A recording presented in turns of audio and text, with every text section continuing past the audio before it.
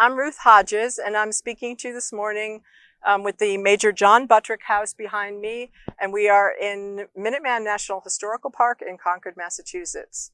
Now, our tutorial this morning is going to be about neckwear, the cloths that both men and women wore around their necks. When you think about yourself as a living historian and a visitor walks up to you, the first thing they're going to notice is your upper body, your face, your head, your neck. So they're going to notice a cap or a hat that you might have on your head if you happen to be wearing glasses, perhaps some jewelry, and definitely your neckwear. Now, why is your neckwear so important?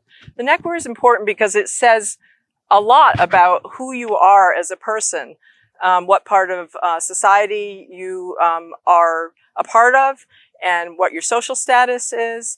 And getting those details right is really important because depending on your impression, your neckwear is going to be altered.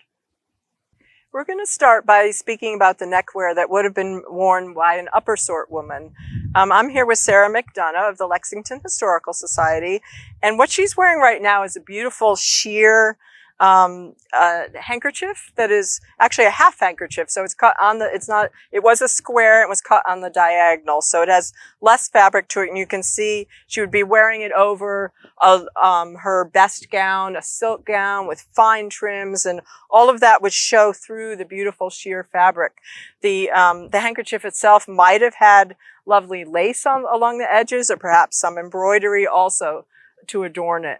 Now, often these handkerchiefs came with as a set, so they might be sold with a matching or similar type of apron, and also ruffles for the ends of the gown. And these would just be tacked onto the gown when she was going to be wearing it. So you can see that it matches her handkerchief in a very lovely way. Now, other ways that it could be adorned would be perhaps with a flowered breast knot. So that would look really lovely on the front. Or perhaps a ribbon, or sometimes several ribbons. And often the ribbons would match ribbons in her cap. Sometimes there were ribbons as part of the adornments on on the sleeves of the gown. And again, sometimes as living historians, we think that, oh, we shouldn't match too much, when in fact what I see in portraits of upper sort women is there was a lot of matching going on. Those ribbons often matched each other. Whatever color it was in the front would match the cap, would match the sleeves, etc. And now I'm going to be showing you what a middling woman would have worn. So this would be a very common look that you see in many, many extant images. It's an opaque white, so you cannot see through. It is not the beautiful sheer white that you see on the upper sort women, but still very dignified. And you can see the way that Sarah happens to be wearing it tucked into the front of her gown, also could be out in front of the gown. But what I haven't seen are any images where Anglo-American women tucked their handkerchief in the back of the gown. So if you wouldn't mind just turning a little bit, and you can see this is out over her gown, over her shoulders and over the back of the gown, even though it is tucked in the front. Another pitfall to avoid is this sort of what I call the open curtain look of kind of like, you know, this sort of straight down. That is not a look you see in the 18th century. What you do see on a young woman who's trying to be a little more flirtatious is it might be sort of open, but it would kind of come to a closed point in the front. Now these are handkerchiefs which are squares. What Sarah's wearing is a square piece of cotton. This is a square linsey woolsey handkerchief. This one's quite large. It would be somewhat warmer. But they can also be half handkerchiefs, and this one in particular is shaped. So what you see here is that it would fit very nicely around the neck without a lot of the folds that you get when you have a full square handkerchief. Now here we have another option for the middling sort. Most, I would say, middling sort were wearing the white opaque that you just saw, but this is a black silk. And black is another option, not far less common than the white, but definitely another option that you see. This, and they often seem to be silk. I can't say that they were never linen. They may have been, or perhaps even cotton, but often you can tell in the images that they are made of silk because of the sheen. And now we're going to be talking about what the lower sort would have worn. The woman who was at the lower end of society, who would have been truly working, doing labor for a living, or at least as part of a household. And what Sarah is wearing here is what we would certainly consider a beautiful block printed cotton. But it would be very practical for the lower sort because it wouldn't show dirt. She wouldn't have to worry too much about getting it bright white as someone in the middling sort would, who is doing less labor. And you notice she has a very practical apron on as well. Not necessarily matching, but it looks perfectly fine. She looks, perfectly appropriate for who she is in her station.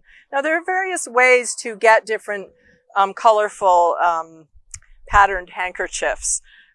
These are mostly big squares. These wouldn't be the shaped ones necessarily, or even the half handkerchiefs. So what you see here are all dotted, or spotted, I should say, what we might today call polka dots. And so there's one that's, these are resist dyed. So you use wax in all those places that you see white, and that resists the dye of the color that you're putting onto it. Now, red and white was a very common one. You see that in lots of images. Sometimes the dots had patterns, or the spots, and sometimes they didn't. This one has even a spotted border to it. Now, another type of handkerchief that would be colorful would be a block printed one. So I mentioned that Sarah's wearing a block printed one. Here are some other ones. This one is a plain blue with some black on it, another pink with a lovely gold border on it, and a funny combination that's turned up quite a few times in my research is a yellow background with red on it. And I've seen that both on men and on women. Kind of an interesting color combination that you don't see too much of today. And finally, here's a very large handkerchief, and this may seem almost comical, but in actuality, it's very, very warm. This is wool worsted, and I made it when I was copying for a cold event, and I was copying an image. I believe it's of the oyster cellar, and the way that this most likely would be worn, something of this large a size, would be starting out the way the other ones are, but then crossed in the front. And either if it's big enough, it could actually be tied in the back. But this one would probably just be tucked in her apron strings. So that would be nice and cozy on a cold day. So I talked about the block printed handkerchiefs and also the resist dyed. This is another way to get a patterned handkerchief. This is a yarn dyed handkerchief. And what that means is some of the yarns are dyed ahead of time and then woven into the fabric to create the pattern. So that would create either stripes or what we today would call a plaid, but then, as most of you know, would be a check. So in conclusion, I'd like to emphasize that there are no hard and fast rules here. There isn't just one way for each class of society to dress. So what's important as a living historian is to think about who you are that day, what your activity is. If you're you might dress down if you're going to be doing hard labor, for instance, doing laundry or cooking, or you might dress up for a more important occasion or perhaps to go to meeting. So focusing on your neckwear and getting it right is one very low cost and also easy way, really, to change your impression for the better and make it more accurate.